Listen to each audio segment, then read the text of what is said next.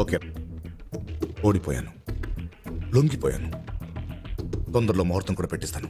Uncle, నేను shoe వేసుకున్న ప్రతిసారి అనుకునేవాడిని, ఈ కాలు గడిగే లక్కీ ఫెలో ఎవరా ఎవరా అని. ఆ ఛాన్స్ నువ్వు కొడిసావు. అవును, పెళ్లికి ముందు నీకేం కావాలో చెప్పు. నీ ఆస్తి మొత్తం కావాలి. నా తర్వాత నా ఆస్తి మొత్తం నీదే కదా. నువ్వు చచ్చాక వచ్చే ఆస్తి నాకు అక్కర్లేదు, నువ్వు బ్రతుకుండగానే కావాలి.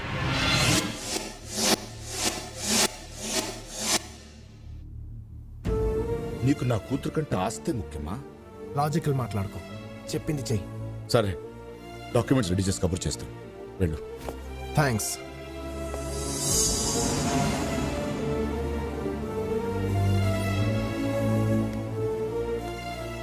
విన్నావా? నా చావు కూడా నిన్ను మార్చలేకపోయింది. నరకం చూపించాడమ్మా. వాడొద్దని ఒక్క మాట, డాడీ వాడొద్దని ఒక్క మాట చెప్పమ్మా, చాలు. చెప్పవే. వాడు నాకొద్దు డాడీ. బళ్ళు తీయండ్రా.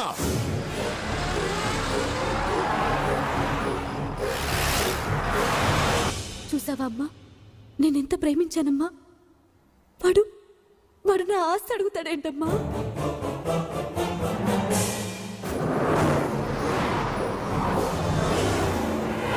ఆఖరికి నన్ను ఎంతగానో ప్రేమించే నా డాడీని కూడా వద్దనుకున్నానమ్మా. మాట్లాడవేంటమ్మా? నేను మాట్లాడటం మొదలు పెడితే మాట్లాడుతూనే ఉండాల్సి ఉంటుంది.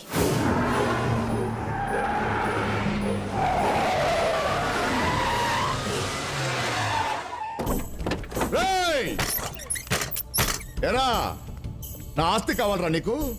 ముక్కలు ముక్కలు కింద నరికేస్తా. వాడి నన్ని మాటలనే ముందు వాడెవరో నువ్వు ఒక్కసారి తెలుసుకోవాలి. నువ్వెవడో తెలుసుకోవాల్సిన అవసరం నాకేంట్రా? తెలుసుకోవాలి. ఒక్కసారి వెనక్కి తిరిగి చూడు.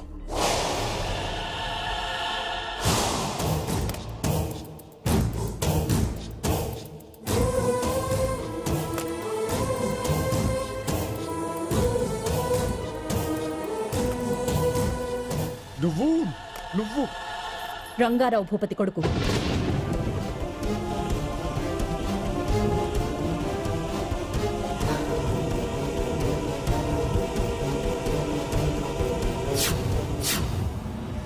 వాడు మీ కాలేజీలో చేరడానికి కారణం నేను, నిన్ను ప్రేమించడానికి కారణం నేను, వాడిని పెంచింది నేను, చదివించింది నేను.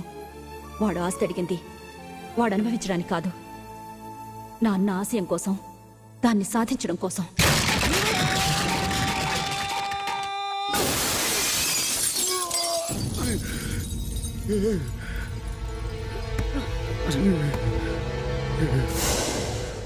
నువ్వు తినే తిండి వాడిది, తిరిగే కారు వాడిది, ఆఖరికి మీ నాన్న పీల్చే శ్వాస కూడా నా అన్న పెట్టిన భిక్ష.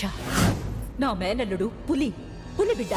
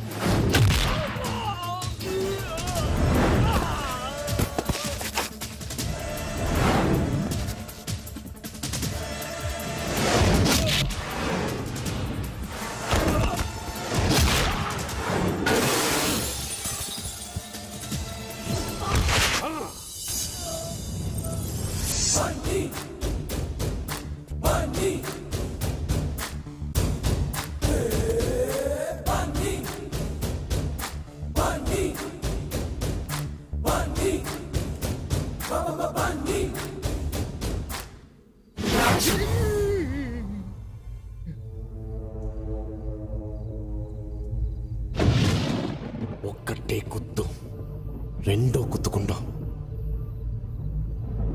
ఈ రోజు నేను వదిలినా ఆ రోజు నా తండ్రి వదిలినా ఒక్కటే కారణం, నువ్వు నా మేనత్త మేల్లో తాలి కట్టడమే. లేకపోతే నీ తలని ఆ రోజు ఆయనైనా తీసేవాడు, లేదా ఈరోజు నేనైనా తీసేవాడిని. పోరా రాయ్. చూడు, వచ్చే 21వ తారీఖున రథసప్తమికి నీ కూతుర్ని పెళ్లి కూతురుగా తీసుకుని పోలవరం రావాలి, ఆస్తి కాగితాలతో సహా. ఆ రోజే నా తండ్రి ఆశయం నెరవేరాలి. లేకపోతే నేను మా నాన్నంత మంచోని మొత్తం కాదు.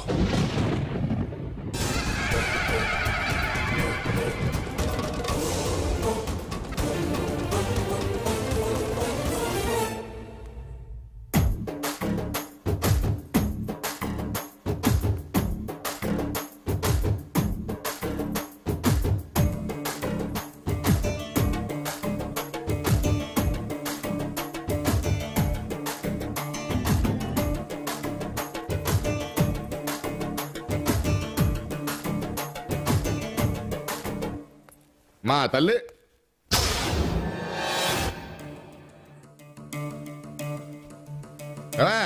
నా కూతురు ఎక్కడే? వాళ్ళ బావ దగ్గరికి వెళ్ళింది.